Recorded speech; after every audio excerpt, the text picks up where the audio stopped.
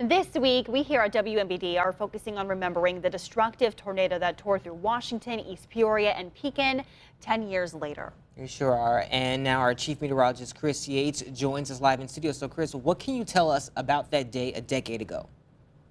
Now, Rebecca and Durante, it was a unique meteorological event and one that won't ever be forgotten by those who lived through it. It's Sunday, November 17th, 2013. The morning is off to a warm and comfortable start, but an incoming cold front spells trouble for central Illinois in just a few short hours. The events that are about to unfold over the Midwest have been forecasted well in advance. On November 14th, the Storm Prediction Center highlights the Mississippi and Ohio River valleys as an area that could potentially see severe storms, including tornadoes. In the days ahead, confidence in a significant severe weather event unfolding over the Midwest would increase, and SPC would expand the risk from a slight risk on the 15th to a high risk that stretches from Illinois to Ohio by 8 a.m. on the 17th. This high risk includes the potential for strong and/or long-track tornadoes.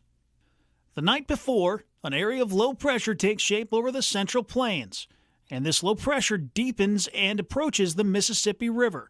Breezy southerly winds bring an unseasonably warm and humid air mass to central Illinois, and by 10 a.m., the temperature in Peoria has risen to 69 degrees with a dew point of 62. As the cold front crosses the Mississippi River, an upper-level trough with a strong jet stream passes overhead. With the arrival of these colder temperatures aloft, the lid that held thunderstorms back that morning had been lifted, and the environment has become very unstable. Combined with strong wind shear, it's an explosive environment, and the countdown on this bomb is about to hit zero. A rare PDS tornado watch, a particularly dangerous situation, is issued for much of Illinois at 8:40 a.m., and storms begin to develop west of the Illinois River between 9 and 10 a.m. By 10:45, a cell begins to organize along the Illinois River, and the first tornado of the day touches down west of Pekin at 10:52. The tornado would lift just 2 minutes later, but when a tornado is moving at 55 miles per hour, it can cover a lot of ground in a very short amount of time. With a maximum width of 100 yards, the tornado carved a 2.5-mile path through northwestern parts of Pekin before lifting just south of Edgewater Drive at 10:54.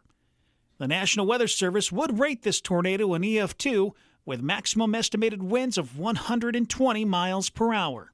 While the first tornado lifted, the storm was far from done. At 10:59, a second tornado drops just outside of East Peoria and would go on to become the strongest tornado of the day. The tornado would churn through northern Tazewell County, gradually intensifying as it reaches Washington.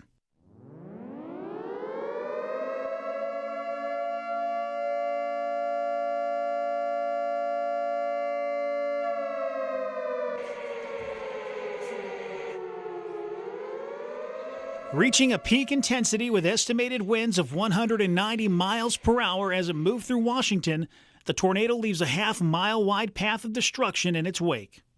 As it pulls away from the city, the storm shows a well-defined debris ball on radar, a sign that debris is being lofted thousands of feet into the air.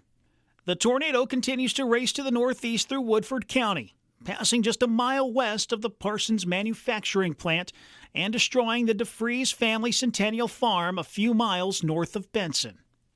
After clipping LaSalle County, the tornado eventually pushes into Livingston County and lifts 2 miles east of Long Point at 11:47 a.m. The tornado was on the ground for an astonishing 48 minutes and traveled a distance of just over 46 miles. It was responsible for 3 fatalities, 135 injuries, and more than 1,000 homes destroyed. The estimated damage cost is more than $1 billion. This long-track supercell was the biggest storm of the day, but it was just the start of a severe weather outbreak that would span 15 states. Those reports include 77 tornadoes, 42 instances of large hail, and 571 reports of damaging winds. In total, there were nearly 700 reports of severe weather across the country. 10 years later, the physical scars from that storm are still visible. And while the emotional scars of that day will continue to run deep and never fully heal, the way Washington has bounced back shows how and why this community is and always will be Washington strong. I received a significant amount of emails from viewers telling me their firsthand accounts of that day, many heart-wrenching. And as a fairly new resident to Washington, I've got to say I remain impressed by the strength of this community, and I'm proud to call it home. For more stories about Washington's recovery over the last 10 years, you can visit our website, ciproud.com.